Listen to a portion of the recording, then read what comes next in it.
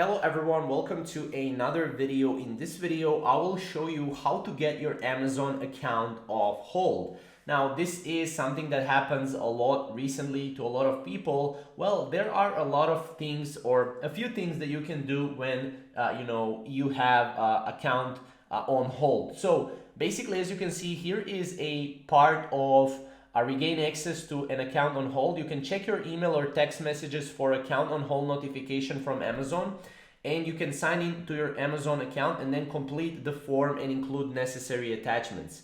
However, if you cannot do that, then what you can do is you have a couple of solutions. You can contact Amazon customer care support through email.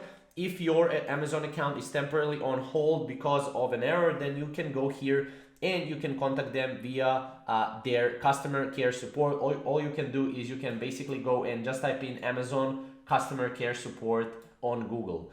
Next up, what you want to do is you want to obviously sign in, and you can go here and you have you have basically a way to go and contact the support. Second thing is you can contact Amazon customer service through cell phone. Now, obviously the numbers are this. So if you're in the US, you can call this. If you're outside of US, you can call this. This is the fastest way to get your Amazon account off hold. Now, these are basically options. Second option. The third option is obviously contact customer support through live chat. This is also an option, very viable option. I would go with this. If I were you, I would actually go with all of these and try to see how I can get my Amazon account off hold.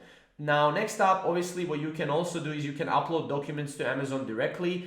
Again, basically, if you want to go and recover your Amazon account on hold, you need to provide documents. If Amazon is asking you that, then definitely do that, and you will be, it becomes basically a breeze to recover your Amazon account on hold when you provide the documents. And then the last but not least, send an email to the Amazon CEO office. Basically, this is the address. I'm not sure if this is still the address, but you can try and see.